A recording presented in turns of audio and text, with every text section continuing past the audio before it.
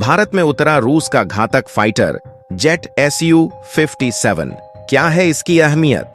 भारत को लड़ाकू विमानों की जरूरत क्यों? रूस का Su-57, क्या भारत इसे खरीदेगा? क्या भारत के स्वदेशी फाइटर जेट्स इस जरूरत को पूरा कर सकते हैं? दोस्तों, इन सब सवाल का जवाब आइए जानते हैं।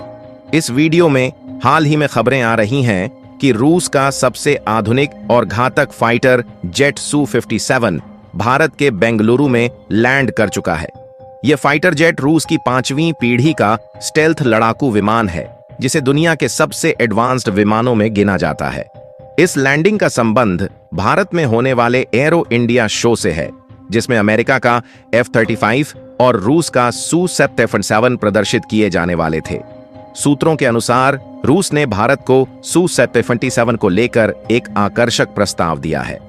न केवल इस विमान की संभावित बिक्री पर चर्चा हो रही है, बल्कि रूस भारत के साथ मिलकर इसका संयुक्त उत्पादन जॉइंट प्रोडक्शन करने के लिए भी तैयार है। यह भारत के लिए एक बड़ा अवसर हो सकता है, क्योंकि इससे देश की रक्षा क्षमता को मजबूती मिलेगी और स्वदेशी रक्षा उद्योग को भी बढ़ावा मिलेगा।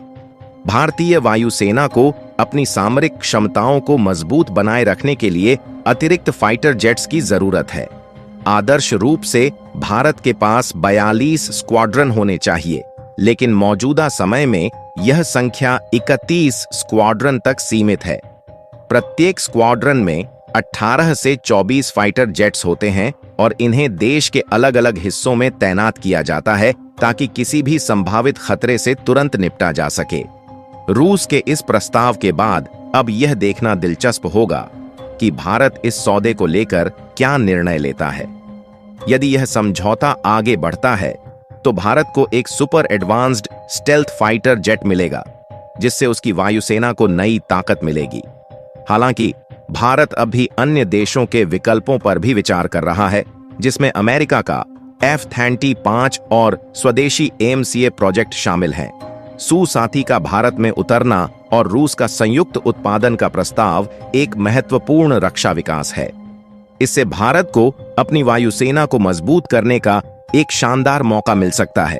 अब आगे देखने वाली बात होगी कि भारत इस प्रस्ताव को स्वीकार करता है या अपने अन्य विकल्पों पर आगे बढ़ता है। वर्तमान में भारत को अपनी सुरक्षा जरूरतों को पूरा करने और चीन पाकिस्तान जैसे संभावित खतरों का सामना करने के लिए कम से कम 42 स्क्वाड्रन की आवश्यकता है। हालांकि अभी केवल 31 स्क्वाड्रन ही सक्रिय हैं। इसका मतलब है कि भारत को तुरंत 10 से 11 अतिरिक्त स्क्वाड्रन तैयार करने की जरूरत है। यदि प्रत्येक स्क्वाड्रन में न्यूनतम 18 फाइटर जेट तैनात किए जाएं, तो भारत को कम से कम 180 से 200 आधुनिक फाइटर जेट्स की जरूरत होगी। इसके अलावा भारत के पास अभी जो फाइटर जेट्स हैं, उनमें से कई 60 साल से अधिक पुराने हो चुके हैं और उन्हें जल्द ही रिप्लेस करना जरूरी है। भारत का advanced medium combat aircraft project के तहत अगली पीढ़ी के फाइटर जेट्स विकसित कर रहा है, जो अधिकतम 4.5 जनरेशन के स्तर के होंगे। हालांकि यह प्रोजेक्ट कई चुनौतियों का सामना कर रहा है, खासकर इंजन आपूर्ति में देरी के कारण। यही वजह है कि भारत ने MRFA multi role fighter aircraft programme के तहत 114 नए फाइटर जेट्स खरीदने का फैसला किया है। चूंकि यह सौदा केवल 1 से 2 विमानों का नहीं, बल्कि 114 फाइटर जेट्स का है, इसलिए कई देशों की नजर इस पर है। अमेरिका चाहता है कि भारत F-35 या F-21 फाइटर जेट खरीदे, और वहीं रूस अपने Su-57 या Su-35 को भारत को बेचना चाहता है।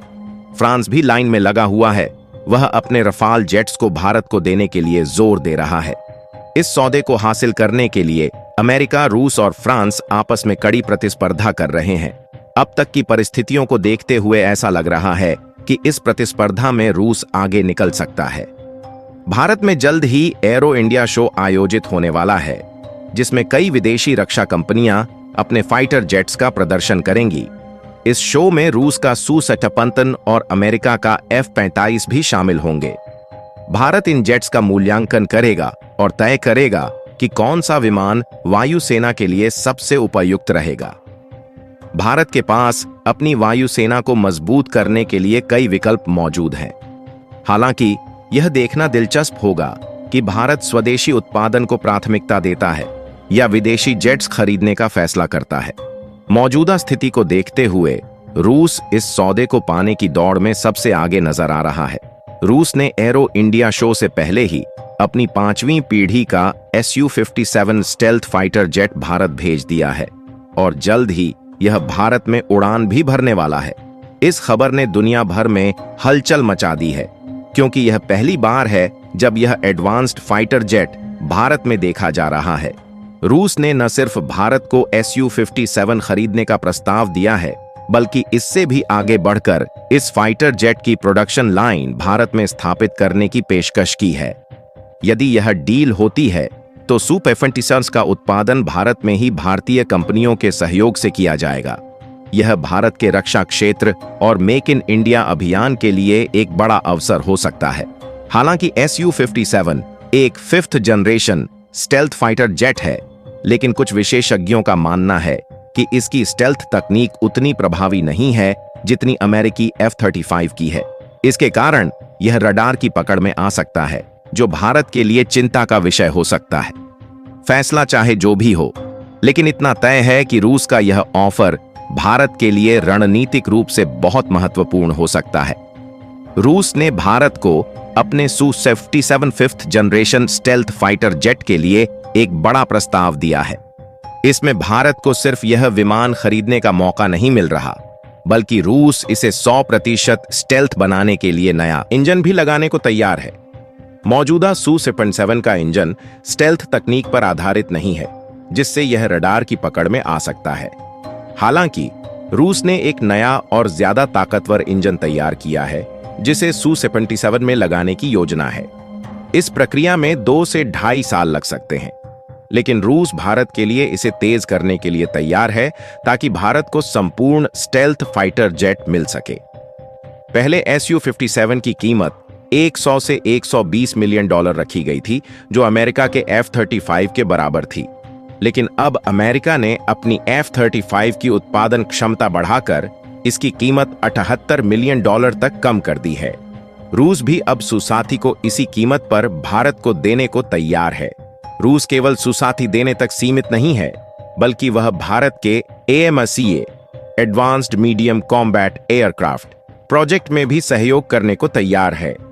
यदि भारत को तकनीकी सहायता या किसी विशेष कंपोनेंट की जरूरत होगी, तो रूस इसमें भी पूरी मदद देगा। क्या रूस Su-57 को पूरी तरह से स्टेल्थ बना पाएगा? क्या नया इंजन समय पर तैयार होगा और बिना किसी दिक्कत के काम करेगा? क्या रूस भारत को तेजी से डिलीवरी दे पाएगा या अमेरिका और फ्रांस ज्यादा तेज डिलीवरी देंगे? भारत को तभी Su-57 खरीदना चाहिए जब यह पूरी तरह से स्टेल्थ साबित हो जाए और रूस इसे समय पर डिलीवर करने में सक्षम हो। अन्यथा भारत को ऐसे विकल्पों पर ध्यान देना चाहिए जो तेजी से उपलब्ध हो और पूरी तरह से स्टेल्थ तकनीक पर आधारित हो। अभी यह फैसला भारतीय वायुसेना IAF को लेना है कि वह रूस का Su-57 खरीदेगी या अमेरिका का F-35। दोनों विमानों की अपनी खूबियां और चुनौतियां हैं। आपको क्या लगता है?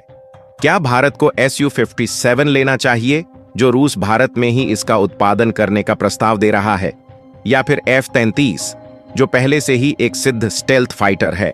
अपनी राय हमें कमेंट में जरूर बताइए और वीडियो को एक लाइक करके अपने मित्रों तक शेयर जरूर करें ताकि उन्हें भी जानकारी मिल सके। इसी तरह और भी नॉलेजेबल वीडियो देखने के लिए चैनल को सब्सक्राइब करके बेल आइकन को ऑल पर जरूर सिलेक्ट करें। जय हिंद, जय भारत।